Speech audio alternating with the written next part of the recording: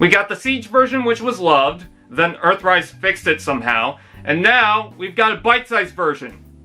Did they market Optimus like cookies? Not only is Optimus Prime mostly known as the leader of the Autobots, but he seems to be a big player in the War for Cybertron series. Being just made into a Prime, he hasn't had much experience, and is unsure of what he's doing.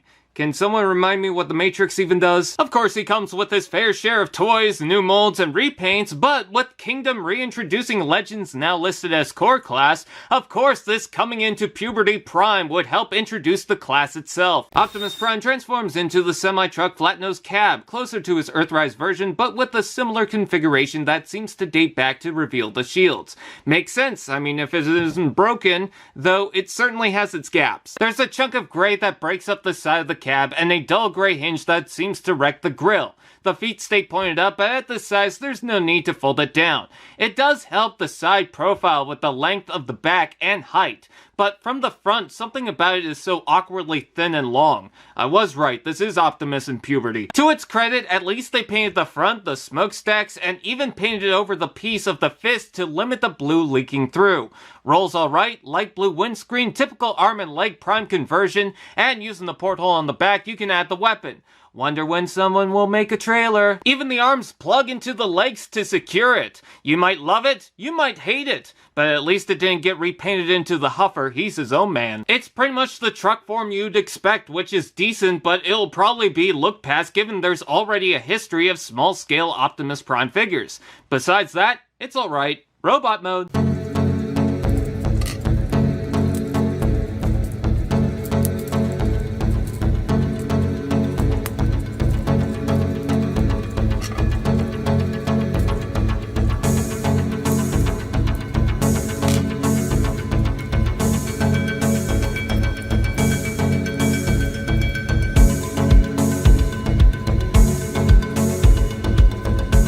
Optimus Prime seems to be as blocky as ever. It's very obvious he's based on his Generation 1 form, but that's also due to the fact he's directly based on details from the Earthrise form, as seen from various additions in the sculpt. You can see the shape of the peg covers on the knees most notable, but I wasn't kidding about the blocky aesthetic. His arms are chunky and rectangular. It's like a kid wearing Amazon packages to play as a robot. There's even a direct Autobot symbol on the one shoulder. Just keep the gun handy, it helps to pop out the head from the back. You can even tell by the head that it goes hand in hand with the other generation's figures, keeping a consistent shape within the series.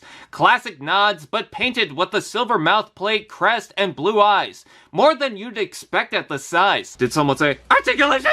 Head rotates arms backwards, ball joint shoulders, ball joint elbows, ball joint hips, and ball joint knees. Posability is pretty good, even if it's basic. The head seems to hit the hinge, and may I interest you in some heels? Also, it's not hard to dislocate the waist. There's a tab on the panel and a clip for the butt, however, none of it seems to stay in place. At least the tired booty looks better. Let's take a look at the accessories. He includes the classic Ion Blaster. These core class figures also use 2mm portholes, probably to open the possibility of doing that cog gimmick, just tiny. Looks awkward as the peg distances away from the gun itself, but that's because they extended it by putting a 5mm port in the middle. This means you can give it to the mainline figures like it's something they won at a carnival, but older Legends can use it too. I'm glad they finally put in more weapons at this size, but I don't know, the figure itself feels a little light. Compared to the Legends, it seems to have shrunken down slightly. It's like looking at deluxes of different years. You can also plug the weapon to the flight stand port if you want.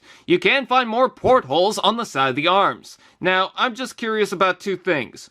Why does it seem like this would fit in an ARC playset? Suspicious tone. And what will they do a repaint as? Nemesis Prime? Ultra Magnus? Toxitron? 7-Eleven Prime? Given the context of the Beast Wars scale, this is pretty freaky. Also, with Bumblebee, I'm not sure I like this. This is a pretty nifty little Optimus Prime figure to bring along anywhere. If you want a pocket-sized Earthrise Optimus, then this might be something to look into. Just keep your attention to the detaching crotch part. You're not missing much if you have a Generations Optimus Prime in this size as is, but considering how much I enjoy the War for Cybertron figures, I have no issue buying this toy. Simple, not a game changer, but that's alright. Booby trap.